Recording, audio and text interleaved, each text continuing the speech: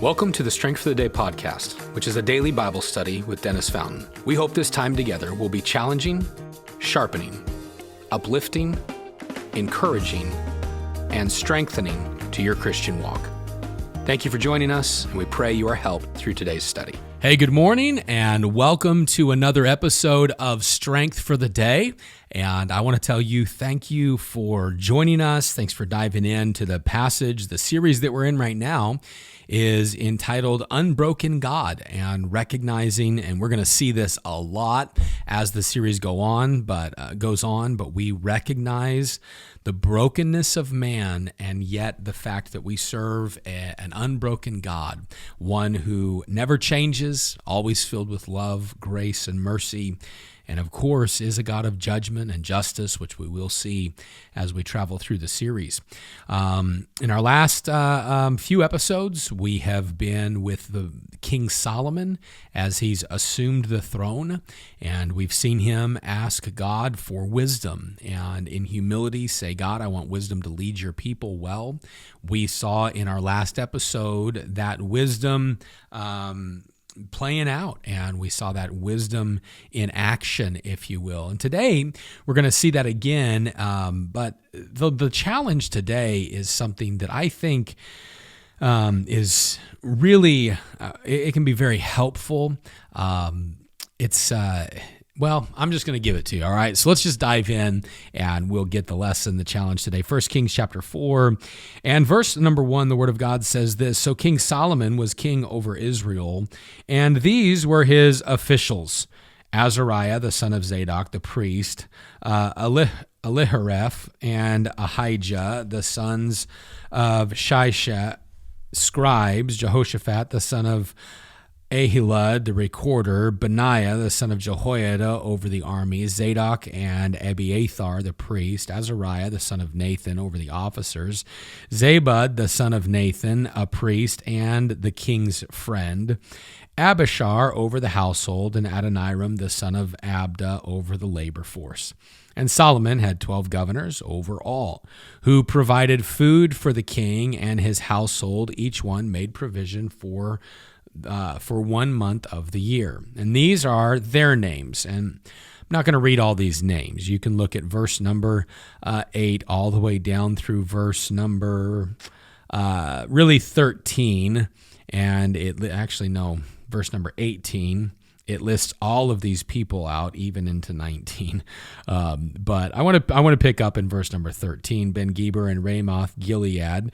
To him belonged the towns of Jair, the son of Manasseh, in Gilead. To him also belonged the regions of Argob and Bashan, 60 large cities with walls and bronze gates. Skip all the way down to verse 15. It says, Geber, the son of Uri, in the land of Gilead, in the country of Sihon, king of the Amorites, and of Og, king of Bashan, he was the only governor who was in the land. Okay, so if you read through this, now I know I kind of skimmed it, but here's what we find. We find Solomon assuming the throne. As he assumes the throne, he asks God for wisdom. He has that wisdom in action, or wisdom on display, with the situation with the two mothers and the two babies that we looked at in our last episode.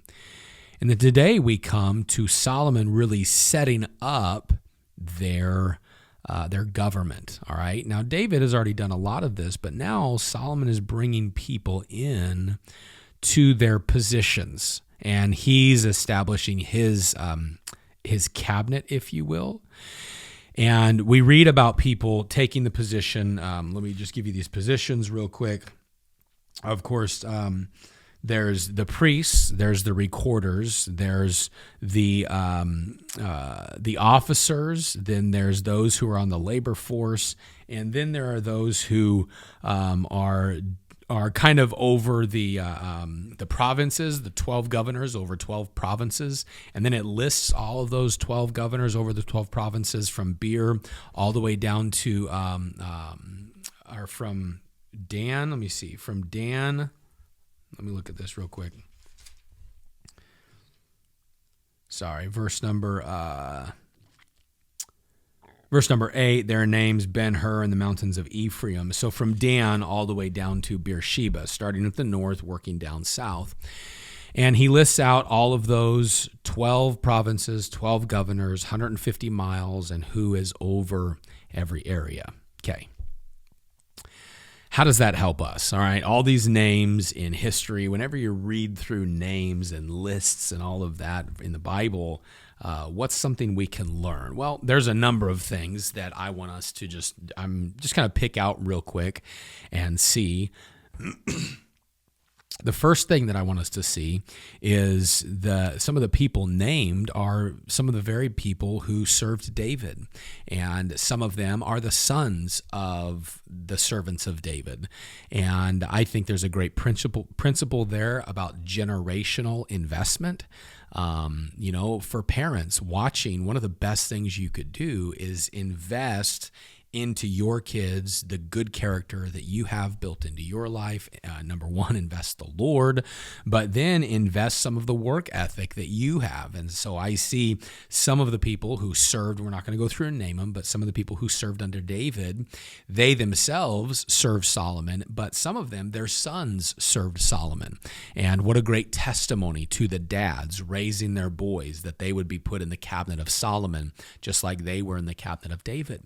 I see in this list, there are people who are put in positions of leadership, and we don't know this for sure, but I imagine they're put in positions of leadership that they were good at.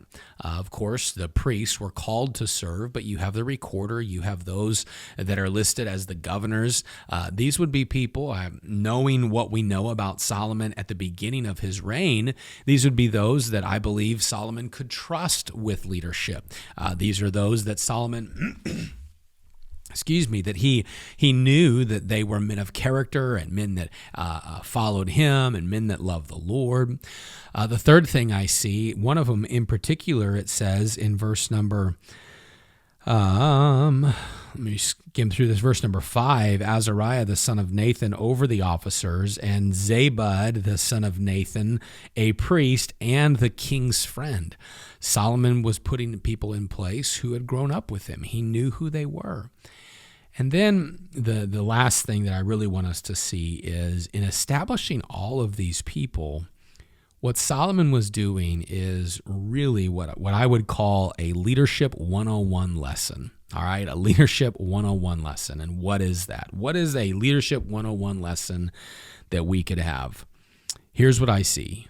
Solomon recognized, even though God had given him wisdom to go out and come in and make decisions, Solomon understood something. I can't do everything. That's a Solomon's lesson. I can't do everything. A great leadership 101, the basics of leadership is understanding that you and we cannot do everything. I need to be reminded of this often. Why do I need to be reminded of this? I say it at church. I say it with my family.